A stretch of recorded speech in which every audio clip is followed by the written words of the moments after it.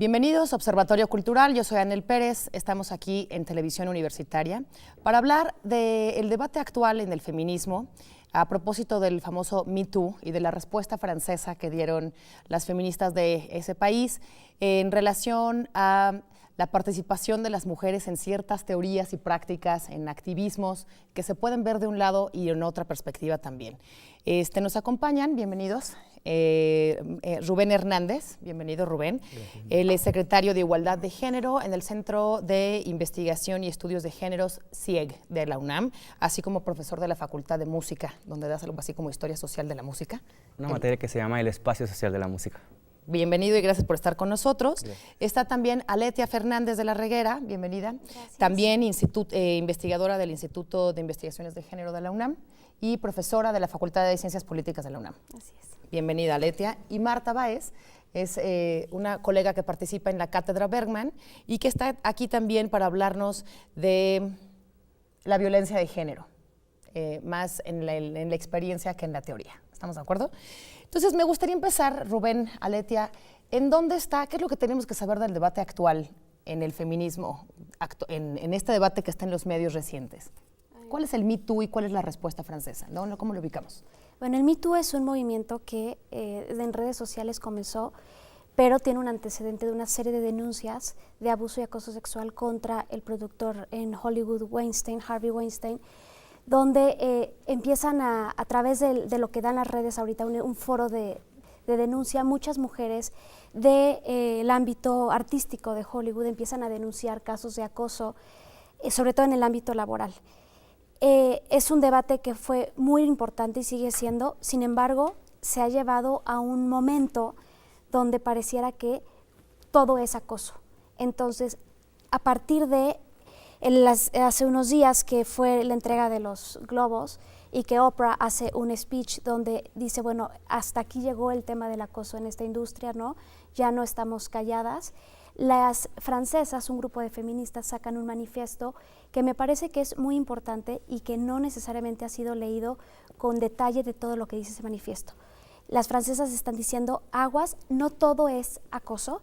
Entonces, por un lado, en donde estamos ahorita en un momento es que no vamos a minimizar el acoso, vamos a hablar ahorita un poco del manifiesto, pero tampoco vamos a decir que todo es acoso y que todos los hombres son violadores y todas las mujeres somos violables. Es un poco lo que están diciendo las francesas. O solo víctimas, ¿no? O solo víctimas. Están hablando del riesgo de vivir en una sociedad en donde a las mujeres, al vernos solo como víctimas, anulemos nuestra agencia, y también están poniendo a la discusión un tema, me parece fundamental, acerca de que el cuerpo de las mujeres sea como ese contenedor de nuestra dignidad y que cualquier acción o cualquier situación que atente contra nuestro cuerpo sería como convertirnos en víctimas perpetuas.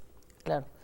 En ese sentido, Rubén, y ampliando un poco lo que nos dice Aletia, gracias por ponernos en el centro del debate, platicábamos hace unos momentos que el tema del acoso tiene un límite muy confuso, un límite que ha tratado por una parte la disciplina jurídica, por otra parte la disciplina social, por otra parte un montón de disciplinas. ¿Y cuál es el contenido, cuál es la naturaleza o el límite del acoso? Mira, el tema del acoso es un asunto en el que las feministas no estamos de acuerdo, no estamos 100% de acuerdo, no hay un consenso. Y bueno, lo primero que yo quisiera decir es que el acoso es uno de tantos otros fenómenos en los cuales los feminismos no están al 100% de acuerdo. Hay diversidades feministas. Sí, hay una gran diversidad de feminismos y de posturas al interior incluso de las diferentes corrientes del feminismo, que el Me Too como que tuvo esa bondad de mostrar que en el feminismo hay feminismos y que hay una gran variedad de posiciones. Ahora, en el tema del acoso, hay muchas cuestiones que giran alrededor de ese problema para poder definirlo. Hay definiciones jurídicas que varían dependiendo de cada uno de los países, y también hay definiciones filosóficas y definiciones sociológicas del fenómeno. Pero el gran debate actual que existe es el problema de definir ¿Cuándo acaba la coquetería o un acto de relación erótica entre las personas y cuándo comienza un fenómeno de agresión sexual, que es al que le llamamos el acoso? De acuerdo. Para mí, el tema medular o el asunto medular que está bueno, que gira o que nos hace ver el problema del acoso es el tema del consentimiento. Es decir, ¿en qué momento una persona acepta un acto erótico como un acto consensado? Sí, y un acto que le hace sentir bien, que le gusta, que no le produce desagrado. Ese es el gran debate. De acuerdo. Aletia, para entender un poco, decías que había que hablar del manifiesto realmente. Y te quiero preguntar si nos platicas un poco de este manifiesto, pero también la pregunta que te quiero hacer es, ¿en dónde está ese debate entre Hollywood y Francia? ¿Y cómo es que empata o desempata en la realidad mexicana? Porque los feminismos pueden ser una serie de teorías construidas desde la academia, pero ahí en la calle, aquí en el metro, aquí en la universidad, en los salones de clase, en las oficinas, hay otra realidad. ¿Qué tan lejos o tan cerca está el Me Too y la discusión con las feministas francesas? Bueno, a ver, primero un poco el manifiesto viene de una tradición mucho más abierta, de mucho más libertad sexual como es el feminismo en Francia, ¿no? Y el Me Too viene de discursos y de prácticas y de ideologías mucho más conservadoras, como se ha dado, cómo es en Estados Unidos la sociedad. Entonces, una de las discusiones de las francesas, y ahorita voy al caso de México, es que lo que sucede es que los grupos más extremistas, los grupos más puritanos, están tomando del feminismo este tipo de discursos donde nos damos a los extremos, las mujeres siempre víctimas, y además una vez que te violan, te quedaste como coja, ¿no? Te quedaste mal, te quedaste discapacitada de una parte de tu sexualidad para el resto de la vida, como si algo no fuera algo que fuera remediable. Y por el otro lado están las francesas diciendo, bueno, puede ser una situación tremenda, la violación sí es un crimen, pero nosotras somos mucho más que nuestro cuerpo. Hay una frase del manifiesto que dice, no somos reducibles a nuestro cuerpo, nuestra libertad es inviolable. Entonces la discusión un poco es, si nos quedamos dentro de la lógica más radical del Me Too, donde todo lo vemos como un acoso, estamos dándoles herramientas a los grupos más puritanos para ir reduciendo toda esta parte de la mujer como sujeto deseante. Se va anulando la sexualidad de la mujer. Natalie Portman hace 2 días dio un speech donde ella, en la marcha de las mujeres en Estados Unidos, donde ella describe su experiencia como adolescente cuando recibe una carta de un fan que es una fantasía de una violación sexual. Y entonces ella narra cómo fue generando una identidad y una serie de prácticas en la industria artística para siempre cuidar su cuerpo, siempre nunca negar cualquier escena que tuviera que ver con cualquier sexualidad, un beso, lo que sea, porque ella necesitaba protegerse. Y ella dice, en mi cultura me enseñan que todas las mujeres somos víctimas del acoso y tenemos que protegernos, y eso hace que yo no haya tenido la posibilidad de expresar mi sexualidad o desarrollarla de otras formas. Es un poco lo que están diciendo las francesas. Ahora, ¿cómo lo aterrizamos al contexto mexicano? El Me Too y el manifiesto está dentro de un grupo de mujeres que tienen un foro, ¿sí? Son artistas, son de cierta clase social, son mujeres blancas, son mujeres que tienen una posibilidad de hablar y recursos para hacer frente a estas denuncias. En México la realidad que tenemos es muy distinta.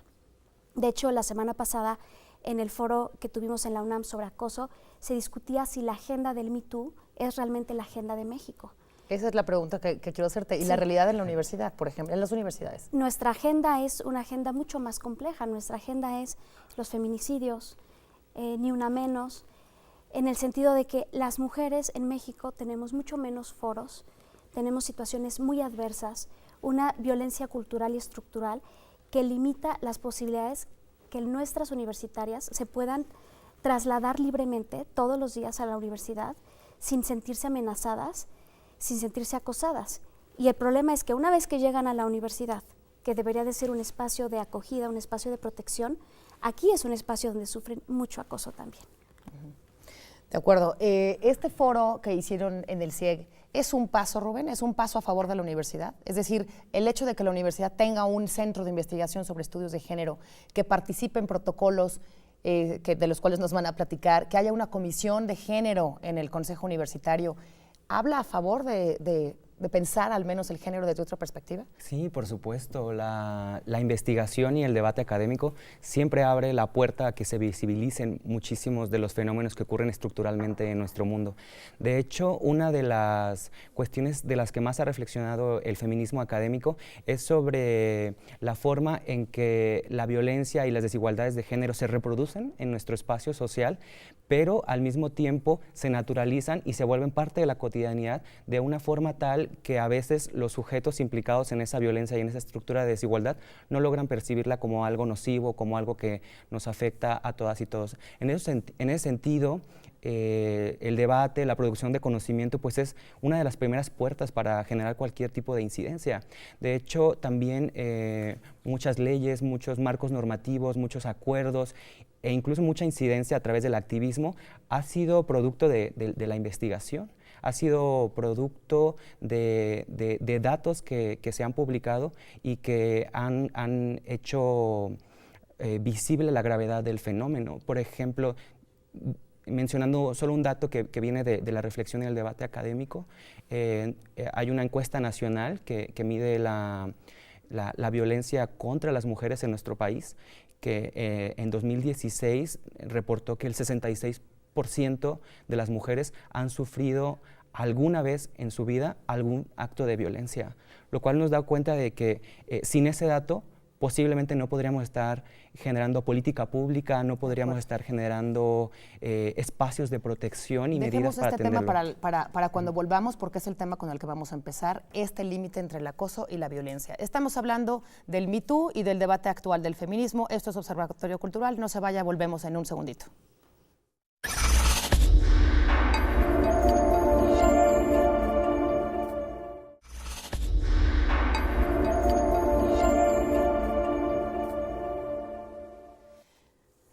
Regresamos a hablar de violencia, de acoso, del famoso debate feminista entre el Me Too y las francesas. Nos quedamos, Rubén, en este punto en donde la investigación en la universidad es importante. No todas las universidades del mundo tienen un centro de investigación. A mí me parece importante. Institutos de investigación, mencionábamos hace un momento el foro que tuvieron la semana pasada en el Instituto de Investigaciones Sociales. Exacto. Con el CIEG. Hablábamos también que hay una comisión de género en la UNAM, por ejemplo. ¿Qué otros marcos institucionales o cómo las instituciones participan o no en sí mismas acogiendo la violencia? Sí, fíjate que hay un concepto muy utilizado dentro del feminismo, que es el concepto de institucionalización y transversalización de la perspectiva de género. En el caso de la universidad, tenemos un centro de investigaciones y estudios de género, que antes fue un programa universitario que tiene pues, una tradición de 25 años generando incidencia con perspectiva de género en nuestra universidad, y me parece que es un tesoro muy preciado que hay que conservar, porque a través de este espacio se produce conocimiento, y yo sí soy de la idea de que con el conocimiento se pueden generar transformaciones. Pero también quiero decir que sí desde este programa, que después se convirtió en el Centro de Investigaciones y Estudios de Género, se han generado muchas acciones que también han permitido o han impulsado o han apoyado a que se generen otros espacios, porque tenemos una comisión especial de equidad de género, pero también tenemos un protocolo. Ese protocolo se implementa a través de la oficina de la abogada general de la UNAM, no de nuestro centro, y también sabemos que hay muchas colegas en institutos, en facultades, en preparatorias, en direcciones generales, que tienen una perspectiva feminista, una perspectiva que apoya la igualdad de género, y que no son esfuerzos menores que permiten que se avance en el tema. Entonces podríamos decir que el centro articula mucho los esfuerzos, pero por todos lados hay personas. Y otra cosa muy importante... Perdón, personas e instituciones, ¿no? Porque pensaba ahora en la coordinación de difusión cultural y en la responsabilidad, no el papel, la responsabilidad de la cultura en abrir foros para esto y en promover la perspectiva de géneros desde la cultura. Y te quiero preguntar algo, Marta, ahorita regresamos contigo, Rubén. La Dirección General de Actividades Cinematográficas de la UNAM, la Cátedra Berman, que es donde tú trabajas, genera espacios propios donde el género esté presente. donde se denuncie a través de la danza, del teatro, de acciones poéticas, de acciones artísticas, desde el arte visual y demás. Tú eres un personaje en un documental de Lucía Gajá, que recientemente estuvo en el cine, quizá todavía nuestros televidentes lo puedan ver, Batallas íntimas, y tú te conviertes de una, vamos a decir, desde cierta acción social y de decisiones de programación en una cátedra de cine y teatro como es la Bergman, a ser un personaje en una película que habla sobre ti misma. ¿Cómo se da este paso? ¿Cómo te sentiste en este proceso de ser una mujer que tienes una historia a decirla en un documental y hacer del cine tu voz? Pues creo que, bueno, no se dieron paralelamente, ¿no? Primero fue el documental y después yo empecé a trabajar en la Cátedra Bergman. Siempre he creído que el arte y el deporte es como son espacios muy que hacen distintos a las personas, ¿no? Y que son espacios que incluso la gente tendría que tener como, o sea, es un derecho, ¿no? Y entonces, bueno, yo accedí a hacer este documental porque justo creo que en la medida en que uno pueda hablar y pueda compartir este tipo de situaciones, se llega a la no normalización, ¿no? O sea, había muchas cosas que yo mencionaba en mi vida personal que para la demás gente era como normal, ¿no? Y entonces justo creo que eso es lo que acaba de decir Rubén. Déjame entender, ¿la violencia de género que tú sufriste parecía normal? Sí, claro. Sí, y eso además sucede también en las instituciones. Si uno va a denunciar a un ministerio, pero es como, pues sí, es normal, ¿no? Es tu marido, es la persona que tú elegiste, ¿no? Es como si toda la responsabilidad recae en una misma, ¿no? Entonces, se traslada a todas las instituciones, o sea, las veces que nos han hecho, no sé, pruebas psicológicas y demás, todo indica que en realidad tú fuiste quien provocó o quien ocasionó las conductas violentas, ¿no? De la otra persona.